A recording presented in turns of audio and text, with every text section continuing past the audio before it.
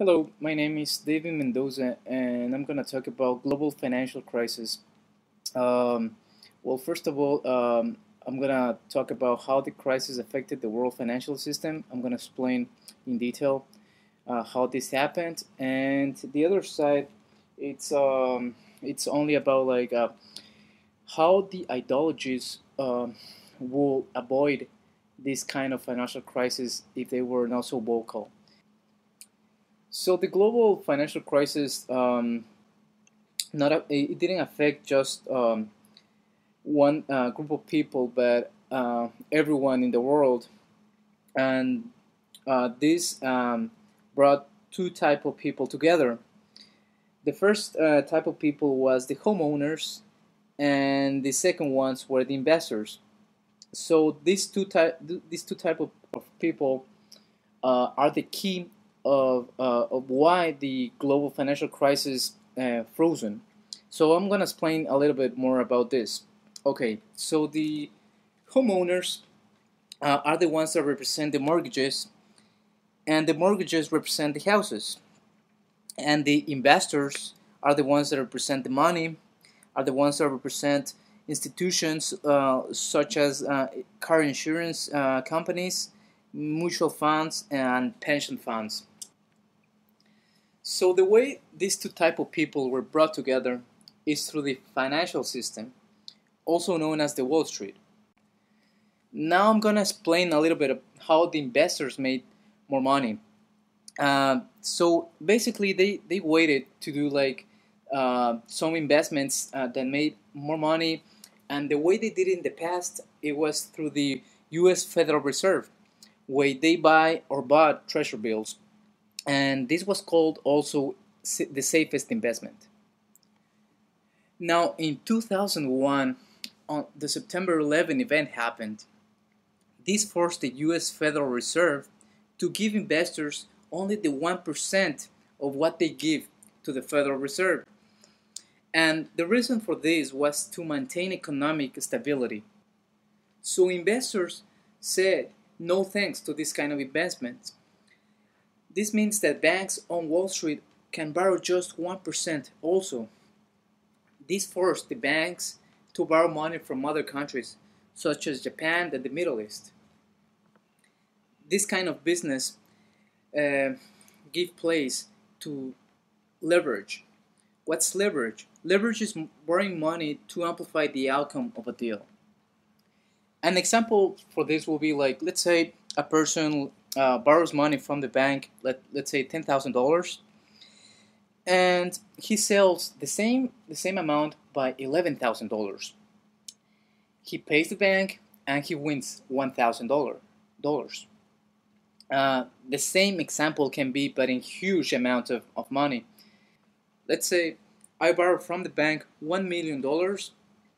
I sell the same amount by $1,100,000. I pay back the bank the amount that I borrowed plus some interest, and I win like $90,000. So this type of deals was applied in a system that I'm gonna explain now. So the investors and the homeowners were using this type of deals through mortgages. So let's say there's a couple that they want a family. So to have a family, they need a house, their dream house, let's say it that way. So they have to buy this house. So a mortgage broker helps you with this kind of deals. The mortgage broker goes to the mortgage lender. Also, by the way, the mortgage broker receives a nice fee by doing this kind of business. And the mortgage lender is the one that has the mortgage property, meaning that every month the family has to pay to this mortgage lender. Now, an investment banker pops up and he calls the lender and says, I want your mortgage. The lender sells the mortgage plus a fee.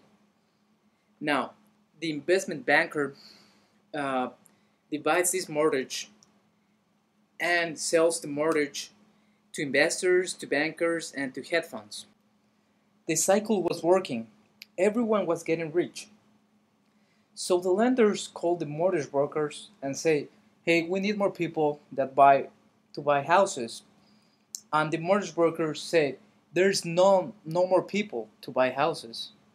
So what the lenders did with the investors was this: they didn't have like restrictions to people that own money and they were like balanced economically. Now everyone can buy a mortgage, money with that they didn't have proof of incomes, or they didn't have free money, or they didn't have down payments.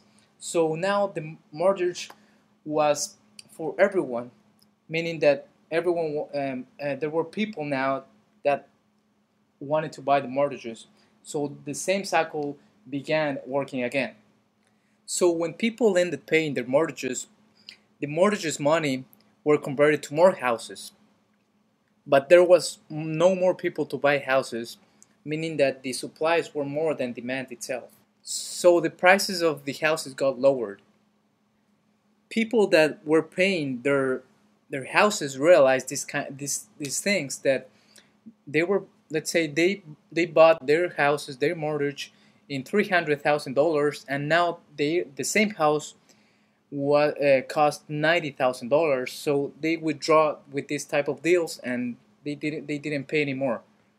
So investors and bankers try to sell their debts to other investors, but the other investors were not dumb, so they said no, because they already had some debts that they had to pay. And this is how the financial system got frozen. Now everyone was bankrupt.